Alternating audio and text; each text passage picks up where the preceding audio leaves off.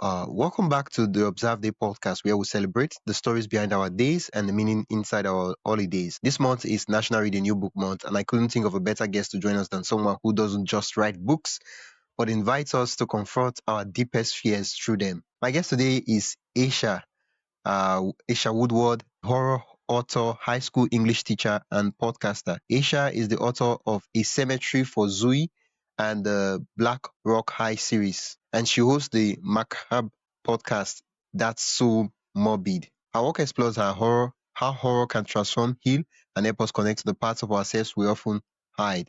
Today we'll talk about what horror teaches us about being human and why reading dark stories during Read a New Book Month might be the best choice you make, and how monsters can actually bring us hope. Why am I laughing about the intro? I'm sorry. Welcome to the podcast, Isha. Thanks for having me. Yeah. The reason that I was laughing when I read the intro is the fact that looking at the intro I just prepared, I'm like, if I had heard someone else say that, I'm like, dude, can you just stop copying? uh, okay. But if they, I do know that at the end of the conversation, that promise will be delivered on. Oh, thank you for accepting my invitation, Isha. Absolutely. I'm glad to be here. Yeah, since it's National Reading New Book Month, what's a book you'd recommend listeners pick up, whether horror or not? Let's start with that. Ooh. Hmm. Well, I mean, right now, I don't know what the climate is everywhere in the world, but here in Okay. North America, I'm in Canada, and we're kind of watching what's happening with the US very closely. Yeah. A lot of books are in danger, and especially books that I specifically love, horror books and dystopian Books. futures, and they're being banned. And so Oh, I would really strange. recommend that people, yeah, it's happening everywhere. There's another big ban that just happened in Florida in the United States, and it's really sad because all of this information is going to be lost to a generation. And so um pick up a banned book. Look up your banned book list. I have one over on my site, so you can find all of that like through ashawoodward.com. But banned books like, well, The Diary of Anne Frank was just banned.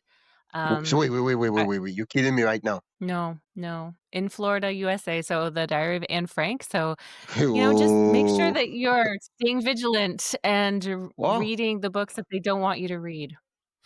Why would anyone bound that book, The Diary of Anne Frank? Why? Like, I'm just trying to understand that. I feel like you just I dropped a okay. bomb on You're you, didn't pranking I? me. I feel like you're pranking me right now. Why would and it's No, I'm surprised that it America of all would ban such a book. Well, we well, live to be what's happening with their surprised. political climate right now, and they're trying to really, revise Be their politically history correct. and sort of, um, guide people towards a history that didn't really happen, but that's a little bit more tame and doesn't have as much racism, like it Yeah. didn't exist.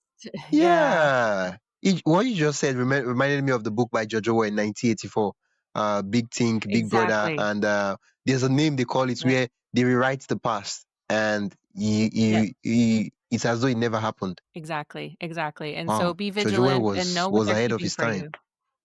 Oh, He was ahead of his 100%. time. You read the book, right? Animal Farm, No, right? Read 1984. Animal Farm. Yep, and 1984, but both of Yeah. those I would recommend. It Can't Happen Here by Sinclair Lewis is another one. The Handmaid's Tale by Margaret Atwood is another one. Wow, I asked for one and you just given me back to back. ah, okay. Yeah, Check a list. I would say go to the yeah. banned book list and start from there. Choose one from the banned book list. That's my recommendation. Okay. Why do you think reading horror specifically is such a powerful way to reflect on ourselves? Ooh.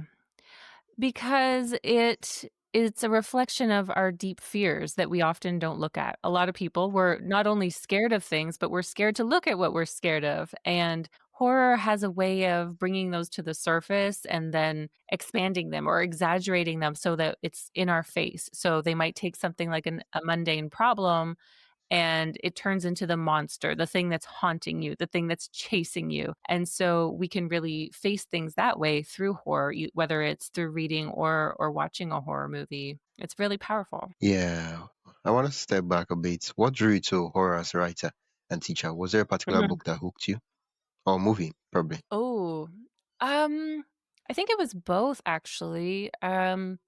Well, Okay. maybe movies first. My dad really exposed me to horror movies I probably shouldn't have been watching very young.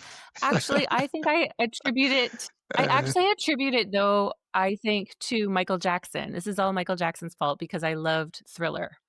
And that music video, so not even a movie or a book, but that music video for Thriller by Michael Jackson, was one of my favorites, and I had a big crush on Michael Jackson, and I think that's maybe where I fell in love, and maybe I crossed hairs somewhere with my love for Michael Jackson and my love for zombies and all things horror. yeah. Wow. I'm trying to think if I can remember the music video, but uh, was there a particular scene that stands out when every time you think of that video? Oh, well, just the dance. The dance is just so incredible, it's so well done, but, I mean, it was really, like Michael Jackson's face, the fact of, like, seeing this, the boy that I loved turning into a monster, like, first he's a zombie, and then at the end of the video, he's actually kind of a werewolf, and it was just, like, mind-blowing, and I was so young, like, that video, I think, came out in, like, 1982, I was a baby, so but I was glued to the screen, and I loved it. Yeah. Wow. I'm glad that you remember. A lot of persons they're like, oh, it's a series of events, and they can't even pinpoint the exact. Oh, this Mhm, is what the first like what got me to those parts. mhm. You said that horror can help us heal and even become more optimistic. Which for a lot of persons they're like, oh, dude, what are you talking about? How can horror even make us be more optimistic? Yeah, I know, Can you it's walk a us through how that works? Of course, I know that is a very, big claim, a strange thing to say. But, as I was saying before, when horror brings up your fears and puts them in front of you, I think it's a way that we face our emotions with fear, and we can face our fears more easily. And so, if there's some sort of fear or trauma that we have under the surface, facing that, I think, through horror is cathartic, and I think it brings us to be able to deal with those emotions. I know for me, you know, having watched and read so much horror, it just there's all of these emotions also that I probably wouldn't have experienced because through books, of course, we experience empathy through the characters and through the events that are happening and things that would never happen in our normal lives we get to experience. And so it just makes us more empathetic to all of these other experiences and all of these other emotions that can come up. And, horror has extreme emotions of like fear and shame and guilt, and facing those, I Yeah. think, makes us more resilient when those come up in our own lives. Before we dive deeper, I'd love to invite you to join the Observe Day newsletter. Every week, I send you highlights of upcoming observances, creative ways to celebrate, and behind the scenes extras from the shows. It's the perfect way to stay inspired and never miss a meaningful moment. Sign up today at observeday.com/join. That is observeday.com/join. Now, let's get back to the conversation. Yeah. I think the thing about lingering fear, and what I mean by Mm. lingering fear is you have this fear that you refuse to face, and it lingers on 5, 6, 7 years, 8 years. And what that does is that it twists your perspective of the world, and it twists your reality, right? And an example of Yeah. what is an example of a common fear that people need to face? Um, Help me out here. Ooh, well, trauma is a big one. Let's see. Mm, it's hard to say common. I think everybody has their own little Okay, weird okay, okay, fears, okay. right? Let's do it this way. Let's say, for someone who's really afraid of heights and all that, right? And Oh, eventually phobias. Yeah. they do. I don't know how phobias work, but I don't know if I should call it phobia. But I mean, I'm just like fear because I don't really know that phobia Mhm. thing. But they go for skydiving, right? With a professional, of course, and Right. they finally go Yeah. for skydiving, and while they're in the air, they see the clouds, and they're like, wow. At first they're scared, and then they eventually come down, and they land safely. Yeah. What that does is that I face my biggest fear, and every other thing else is really no big deal because I'm like, oh man, I mean, Yeah. I did this. And so what that does is that it reframes every other thing they face. and it makes it seem like a piece of cake. Exactly, that's what I mean, like, you and through reading or watching, right, you experience so many people's other fears, right, that you're just like, "I can conquer anything. I'm not afraid of watching horror movies anymore because Yeah, you can't throw anything at me." But yeah, immersion therapy, it's kind of like that where you know, if you're afraid of spiders, you have a phobia of spiders, if you read Arachnophobia or you watch the movie, you know, to kind of expose yourself to that, then maybe it just lessens the fear. Because sometimes the fear is really just of facing it, right? And so once you do, you realize it's yeah, not as bad as you made in your mind, and that's the power of literature. yeah, yeah. For most persons, the fear isn't necessarily of what would happen. I think there's a quote I really love, and that is, "Tell your mind that the fear of suffering is greater than suffering itself," and that's from the book The Alchemist by Porcello. And it's the thing about Mm. fear is that even though the thing might be, let's say, scary, or maybe something might happen, right? But the way our mind magnifies it is just like 100x bigger than what could possibly happen. Yeah, exactly, and so when you read something or you watch something and find your way through it, you realize that there's an ending and you can kind of see the other side of it.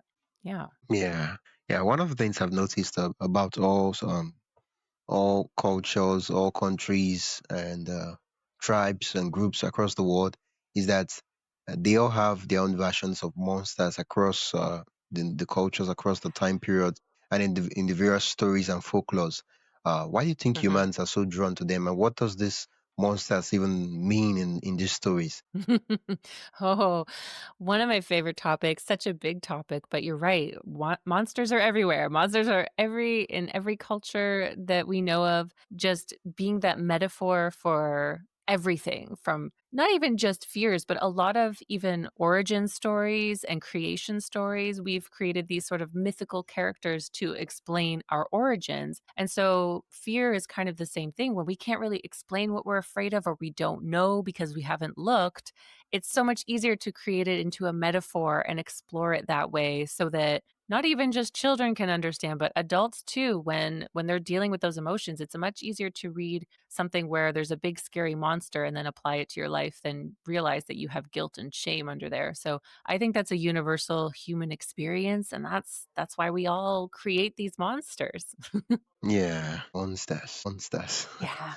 Yeah, and the thing about back to what we were saying earlier on, the thing about slaying monsters is like when you fought with giants, right? And Mm, when you've dealt with giants, okay, let's say um in this fantasy world, right? Let's build a new world. mhm, There are giants, and I'm talking about giants that are okay, maybe 100 feet tall mhm. and big and huge, right? And let's say I happen to fight with them and I win, or maybe I don't win, I shit my pants.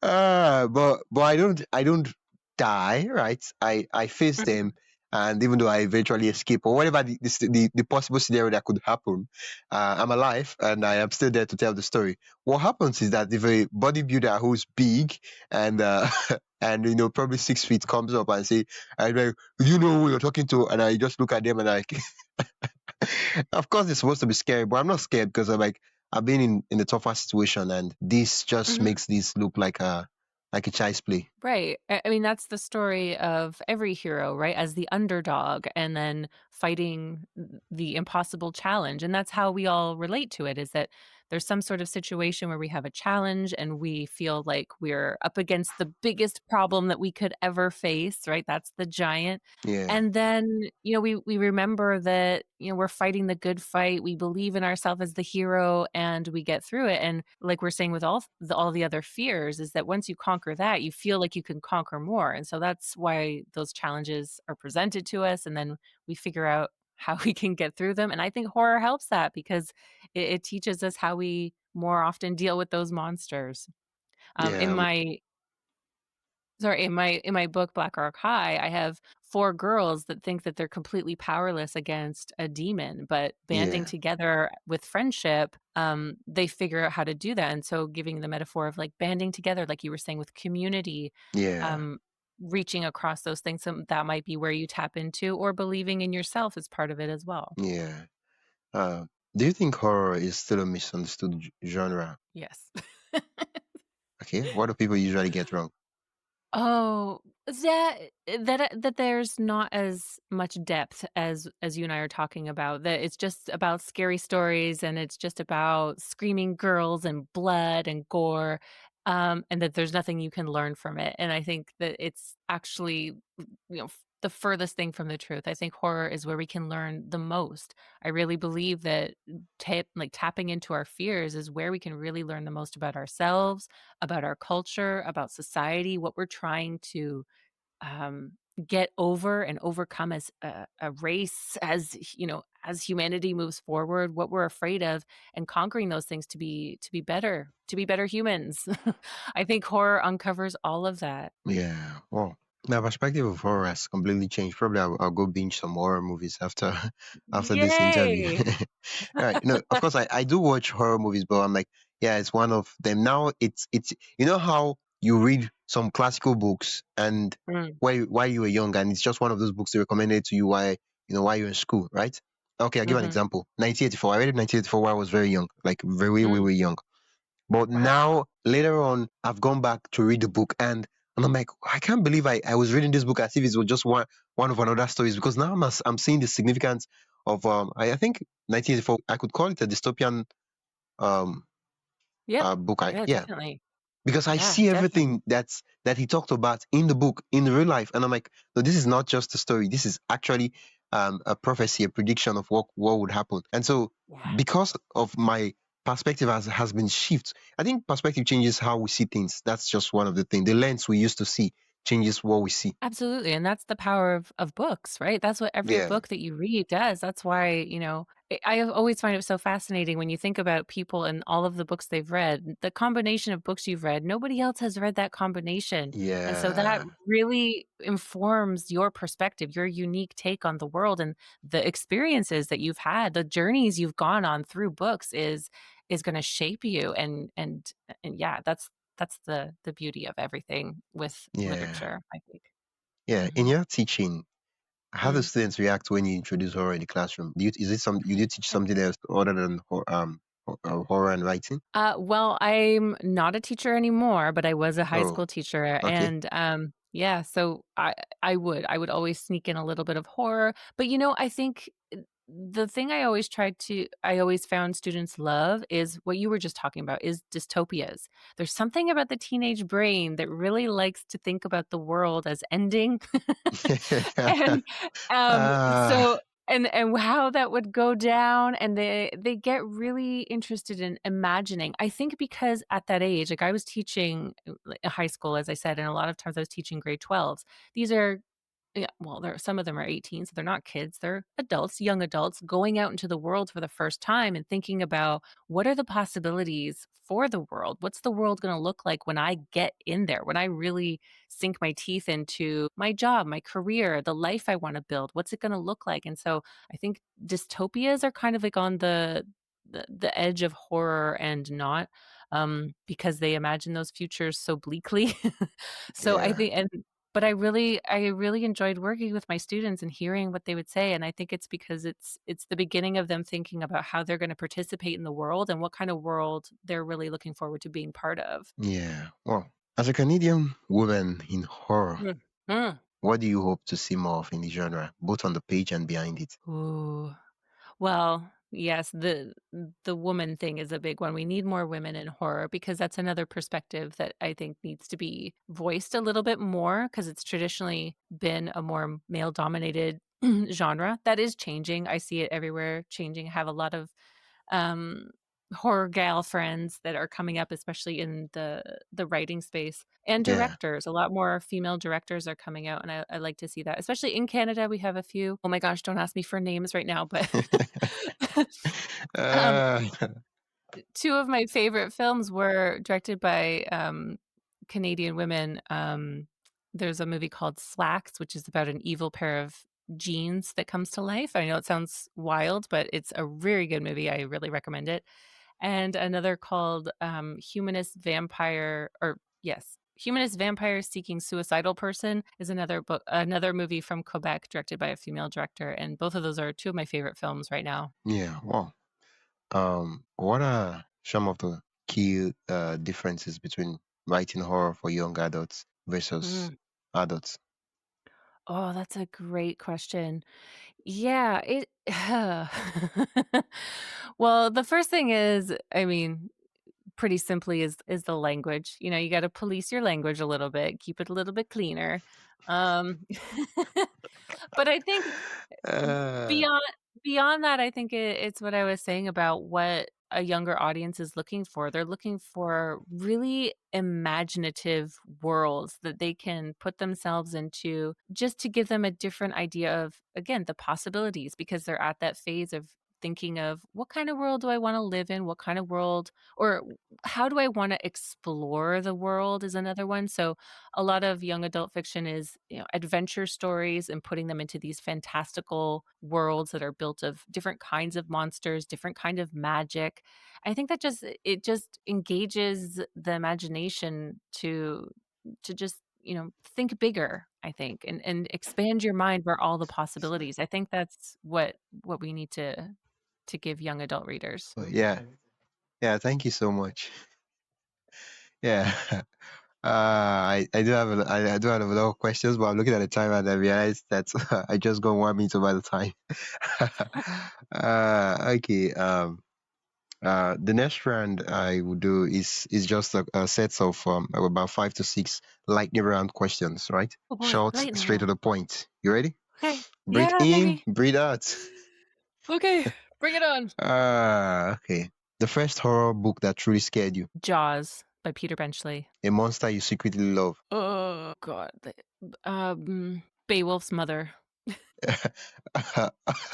A horror movie you can't stop rewatching. Cabin in the Woods. Coffee, tea, or something creepier when you write. Ooh, when I write, water's not creepy, but probably just water. Oh, what's going on? What's going on? I would have expected something like, a mix of these. Well, we don't judge, right? We listen, we don't judge. If you could, if you could bring one horror writer, living or dead, to dinner, who would it be? Oh, Mary Shelley, Frankenstein writer, obviously, yeah, Yeah, 100%. Frankenstein. Mhm. That's become part of the culture, even the language and the phrase, the idioms, and every other thing. Yeah. Yeah. What's scarier, a haunted house, a creepy door, or your inbox on Monday morning? That's funny. Well, that's a really hard one. I mean, my inbox is on fire, I mean, but but is it that scary? no, I don't think it's scary. Well, you know, but even a haunted house isn't so scary to me. I we have a great haunted house where I live in my town and yes, it's very scary, but I laugh the whole way through. It is the best time. I just love going to like a haunted house, that kind of haunted house where it's like Okay. an I entertainment. guess I should rephrase the question because I would want you to give an answer. That is in terms of all the horror tropes. Mm. There are haunted house, there are creepy door, and the all the list, Uh, right? Which one of mhm. them really gives you chills? Like, yeah, right? You're like, ah, and then the others were like, ah, this is just one of them. Um, Possession. Possession really freaks me Ooh, out. oh, Yeah. okay, okay, that's borderline. Let's not go there. Ah, you don't want to find out. What's the word they say there? F around and find out. You don't want to find out. Exactly. Exactly. Wow, thank you so much, Isha. Yeah. Yeah. Can you repeat the names of your books again? And Sure. So my novella is A Cemetery for Zoe. So Zoe is a monster in a cemetery. okay. That's good for ages 10 and up. And then my series is Black Rock High. It's a 3-book series. Part 1 is out. Part 2 is with my editor, due to come out next year. Oh, thank you so much. Where Yeah. can we learn more about the work you do and connect with you? I easiest place I think is ashewoodward.com, so ASHE Woodward.com. You can check out my podcast over at Spooky Scholars. We're on Instagram. Um, and also I would check out my Substack, Horror Helpline, where I take political news and I match them thematically to horror movies, and you'll find it all there. Oh, thank you so much, and thanks for just having this lovely conversation with me. It was what's the word? Effortless, right? It just felt like it felt like I've known you and we're writing bodies. And like, yeah, what do you think about this? That's crazy. And I'm like, Yeah. I just met her for the first time. What's going on here? Thank you so much. I'll You're stop. very welcome. Thanks for Yeah, having me. Those were great questions, and anytime. that's it for today's episode of the Observe Day podcast. Thank you for spending your time with us as we explore today's observance. If you enjoyed this episode, be sure to subscribe wherever you listen to podcasts and share it with a friend who'd love to celebrate life's special days too. Don't forget to join the newsletter at observeday.com/join for more observance stories, tips, and updates. Until next time, keep finding meaning in every day.